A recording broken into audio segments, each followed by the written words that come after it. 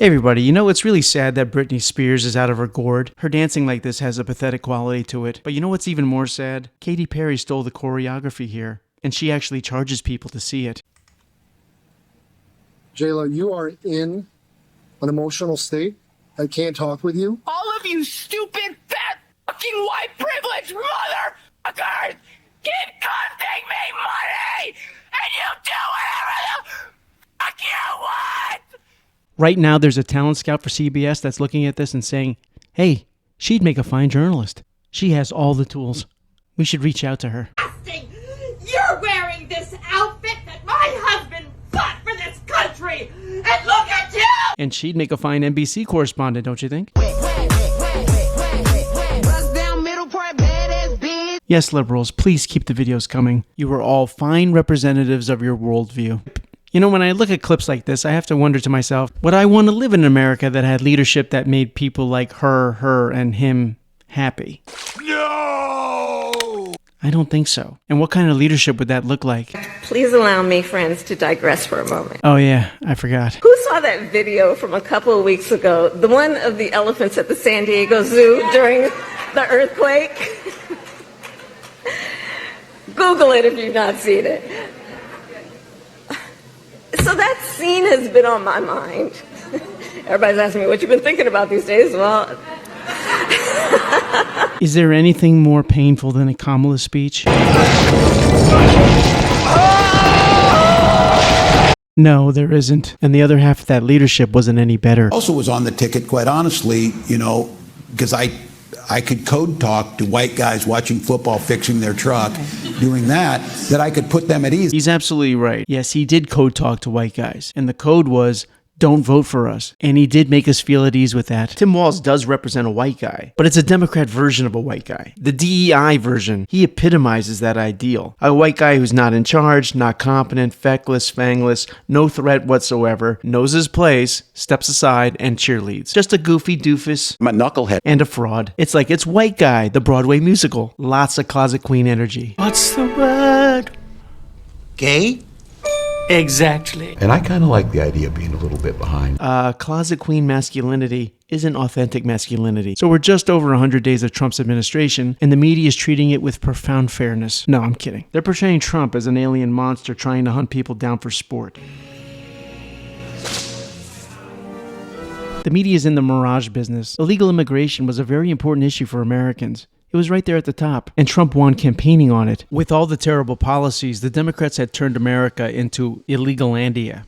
And if the other side had won, we'd have to endure another 4 years of utter nonsense that citizens of the United States would have to compromise and barter over laws that were already in place. A more streamlined pathway to citizenship, as well as work status protections for undocumented spouses.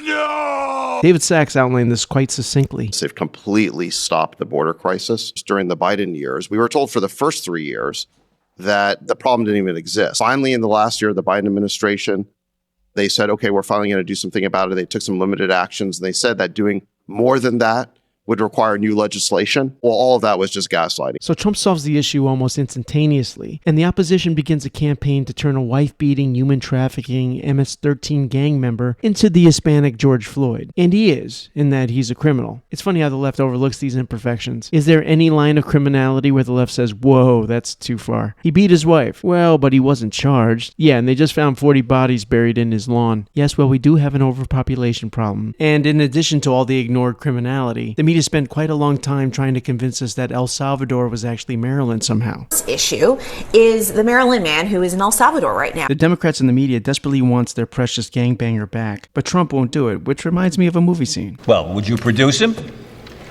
Produce him? Will you cause him to appear? Would you ask him to return? No, I don't think I will. Will you try to have him return? No, I don't think I'll try. You don't think you'll try? No, I don't think so. Quick word, everybody, about my subscriber count. You're empty. Okay, well, it's not empty, but it's not great. So please help me fight the good battle against the forces of evil by liking, sharing, and subscribing. If you'd like to become a member of my new Patreon page, go to patreon.com/jokesandapoint. I'd like to thank my latest contributor, Pete, but also thanks to everybody. And now let's get back. And meanwhile, people like Stephen Miller explain how Biden's embrace of open borders has led to horrific attacks on Americans, but since the media themselves are Democrats, the outrage is suffocated, and the finger of blame is never pointed. Biden administration made the decision to give extensive due process to 2 trained Nicaragua terrorists that were apprehended at the border, put them onto a program known as supervised release, and put them on ankle monitors so that they could go through a lengthy, legal, judicial determination as to whether these legal aliens who had just set foot on U.S. soil might want to live in the United States for the rest of their lives. What was the result of that decision? What was the result of that choice that was made? Those 2 men kidnapped a young girl named Jocelyn Ungary from her family. They beat her, they sexually assaulted her, they tortured her, they stripped her, they murdered her, and they dumped her body. That is what the Biden administration's policy was. Most of your papers never covered her story when it happened. To the extent that you covered it at all, it was because President Trump forced you to cover it by highlighting it repeatedly over and over again. He had to shame you into covering it. Frankly, it's amazing that Trump is the one who has to bring all of this to the foreground. If calculations are correct, Biden let in 12 million illegals. We have 37 states in the country that have less than 12 million people. So let me get this straight. One of the most glaring issues to American voters was handled with lightning speed, urgency, and competence, involving some rough exchanges with international partners to get things in the right direction. All the while with Democrats trying to turn gangster, wife-beating criminals into Sarah McLachlan rescue puppies. And as told to you by a media that's at sewer levels of trust, it's Trump who's at an historic low of popularity. Wrong! Trump has also sandblasted wokeism, trying to eradicate authentic systemic racism, which is ironically cloaked in the Orwellian language of diversity, equity, and inclusion. He's basically suggested that they should be scrapped. They should be scrapped. Yeah, diversity, equity, and inclusion are 3 wonderful sounding words that are in fact a scheme to do the exact opposite. It's to divide, and it's to create inequality. It's to revive racism, but this time against white people. It's all based on this idea that there's an oppressor and oppressed. It's what I call neo-communism, because the communism before 1989 failed. It was centered around class and economic inequality. But this DEI scheme is based on race and identity politics. And these things are terrible, and we've seen the outcome of that. So for the Trump administration to go out and say, let's get rid of this, I'm very much in favor of that. And I think that meritocracy and colorblindness are back. The only holdout really has been these universities, where Trump is now taking action against Harvard. And I think that ultimately we will win that battle. You see that even in relatively liberal companies, the DI departments have been canceled. Apparently, this is the white supremacy pyramid that is taught at Harvard. Interesting to me that they chose a pyramid, since this whole thing is actually a pyramid scheme to use race guilt to extract money from the suckers. If you can keep this race thing going, then you will always have a business in getting rid of racism. Even Ibram X. Kendi proposed a branch of government, right, regarding anti-racism.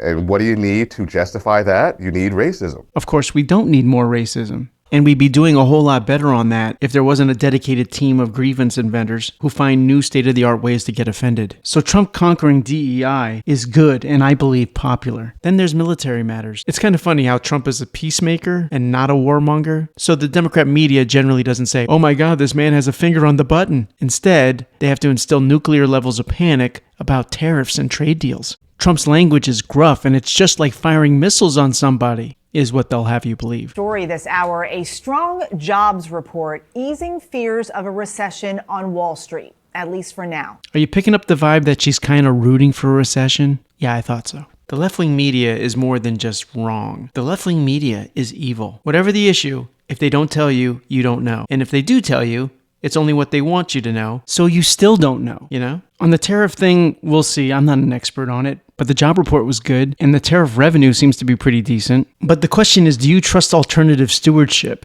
No! I don't for a second, and apparently many do not either, since the approval rating of Democrats is running neck and neck with herpes. You can take shots at Trump all day long, but eventually you're going to have to get around to talking about your guy. How low can you go? Voters' views of Democrats in Congress, the lowest ever approval ratings on record. And if they weren't propped up by their media cronies, it's hard to imagine what their actual approval would be. And they still haven't come clean about the previous president. And they won't fully admit that because then they'd have to face the inconvenient truth that there was no previous president. I saw him. Live event. I had meetings with him a couple of times. Senator, on his feet is not praise. He can speak in sentences is not praise. All right. Fair enough. Fair enough. We had a mummy and an auto pen with a wife. I think the reputation of the United States has gone down under your presidency. Side note, has any Democrat president been asked such a question? I don't think so. No, I think it's gone way up, and I think we're a respected country again. We were laughed at all over the world. We had a president that couldn't walk up a flight of stairs, couldn't walk down a flight of stairs, couldn't walk across a stage without falling. We had a president that was grossly incompetent. You knew it, I knew it, and everybody knew it, but you guys didn't want to write it because you're fake news. So now what happens? Indian Liberace launches impeachment. We found out rather quickly about this guy, that he abandoned lab animals and had a Fauci-like hatred for beagles. This guy should not be a U.S. congressman. He should be hawking ShamWows in Mumbai. Take it easy, that's not a racist thing, okay? In fact, I believe all Democrats of all colors should be selling ShamWows in Mumbai. Right there. You follow me, camera guy? Thanks for watching. Be sure to comment, like, subscribe. Be sure to pass around to anybody who might like my content. And I'll see you the next time.